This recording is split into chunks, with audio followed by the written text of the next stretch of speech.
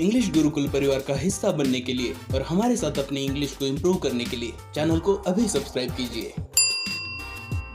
Hello दोस्तों, आपका स्वागत है इंग्लिश गुरुकुल यूट्यूब चैनल पे। मैं हूं आपका होस्ट विनोद और आज हम पढ़ने वाले हैं ओकेशन इस ब्यूटीफुल पोएम के क्वेश्चन एंड आंसर। दोस्तों, ओकेशन इस पोएम में हमने पढ़ा कि अलग अलग व्यवसाय के लोग अलग अलग काम करते हैं और उन लोगों को काम करते हुए देख के जो स्पीकर है, जो बच्चा है, वो इमेजिन करता है कि काश वो एक हॉकर होता, एक फेरी वाला होता, एक गार्डनर, एक माली होता या फिर एक वॉचमैन होता। चलो, हमने पोएम तो पढ़ ली है, अब इस पोएम के क्वेश्चन एंड आंसर्स कंप्लीट करते हैं। पहला क्वेश्चन है, who is the speaker in the poem. अब हमें एक क्लियरली समझ गया कि जो स्पीकर है इस पोएम का, वो एक बच्चा है जो स्कूल जाता है। Who are the people in the speaker meets. अब यहाँ पे जो पीपल है वो कौन से लोग हैं जिन्हें बच्चा अपने पूरे दिन के अंदर मिलता है। बच्चा तीन लोगों से मिलता है। पहला हॉकर, हॉकर यानी कि फेरी वाला, जो कि बैंगल्स बेचने का काम करता है, चूड़ियां बेचने का काम करता है। दूसरा जो गार्डनर, गार्डनर जो कि एक माली है और वो गार्डन के अंदर गार्डनिंग का काम करता रहता है। अपने फावड़े से वो खुदाई करता रहता है और पूरा दिन वो गार्डन के अंदर काम करता होता है। तीसरा व्यक्ति है वॉचमैन, जो कि पूरी रात उनके घर के सामने सिक्योरिटी का काम करता है और वो पूरी रात उनके लेन के अंदर घूमता रहता है हाथ में बत्ती उठा के। इसी क्वेश्चन का तीसरा पार्ट है, व्हाट आर दे डूइंग। तो सेकंड पार्ट और थर्ड पार्ट, इन दोनों के आंसर आपको अभी पता चल गए। Question number 2, what wishes does the child in the poem make? Why does the child want to be a hawker, a gardener or a watchman? Pick out the lines in the stanza which tell us this. अब ये जो question है, इसमें हमें बताना है कि आखिर बच्चा क्या क्या विशेष करता है, वो क्या क्या इच्छाएं रखता है कि वो क्या बने, और वाई, ऐसा वो क्यों चाहता है। जैसे बच्चा चाहता है कि वो एक हॉकर बने, ऐसा वो क्यों चाहता है? वो इसलिए चाहता है क्योंकि हॉकर को पूरी आजादी है कि वो जिस रोड से चाहे उस रोड से जा सकता है। वो जब चाहे तब अपने घर को वापस लौट सकता है। उसे कोई मजबूरी नहीं कि उसको किसी एक जगह पे जाना चाहिए। तो ये सारी चीजें देख के बच्चों को लगता है कि उसको उसकी जिंदगी में उसको उसी रोड से स्कूल को जाना होता है, रोज उसी रोड से वो स्कूल जाता है, रोज उसे वक्त से घर पे आना होता है।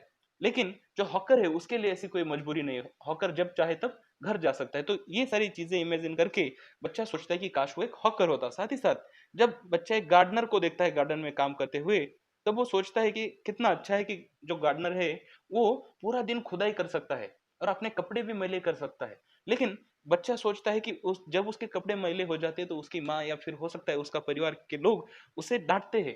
तो ये सोच के वो सोचता है कि काश वो एक गार्डनर होता ताकि वो अपने कपड़े गंदे कर पाता है या फिर वो पूरा दिन खुदाई कर पाता और उसे कोई डांटने वाला नहीं रहता है। तीसरा जो व्यक्ति है वो है नाइट वॉचमैन। वॉचमैन को देखकर बच्चा सोचता है कि कितना अच्छा है कि पूरी रात जो वॉचमैन है वो सोता नहीं है और कोई उसे कहता भी नहीं कि तुम सोओ। लेकिन बच्चा शायद, जैसे आप भी सोचते हो कि आपको आपके परिवार के लोग कहते हैं कि सो जाओ, अभी बहुत देर हो गई है, तो बच्चा सोचता है कि काश मैं एक वॉचमैन होता और मुझे कोई सोने के लिए नहीं कहता तो मैं पूरी रात जगता रहता। तो ये कुछ विशेष है बच्चे की, जरूरी नहीं कि ये जो सारी चीजें हैं वाजिब है। थर्ड क्वेश्चन है, from the way the child envies the hawker, the gardener and the watchman, we can guess that there are many things the child has to do or must not। तो अभी जैसे यहाँ पे उन्होंने example दिया, the child must come home at a fix time. ये बात हमको पहली या दूसरी लाइन में से ही क्लियर हो जाती है। अ child must not get his clothes dirty in the dust. ये भी बातें हमको पता चल जाती है। तो चलो देखते हैं ऐसी कौन सी चीजें हैं जो कि उसको करना पड़ता है। जो पहली चीज है वो है, जो बच्चा है उसको टाइम से घर आना पड़ता है। साथ ही साथ चाइल्ड, बच्चा जो है उसे इधर उधर खोदने के लिए मना किया जाता है कि अ child must not dig in the ground.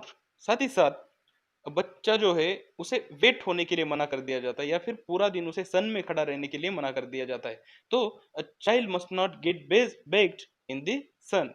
साथ ही साथ a child must not get wet. ऐसे कई सारी चीजें आप पूरी चैप्टर में से, पूरे पोएम में से फाइंड आउट कर सकते हो और यहाँ पे आंसर लिख सकते हो। Question number 4, like the child in the poem, you perhaps have your own wishes for yourself. Talk to your friend using I wish I were। तो यहाँ पे आप कोई भी एक पॉइंट लेकर बात कर सकते हो। आप कह सकते हो I wish I were a policeman.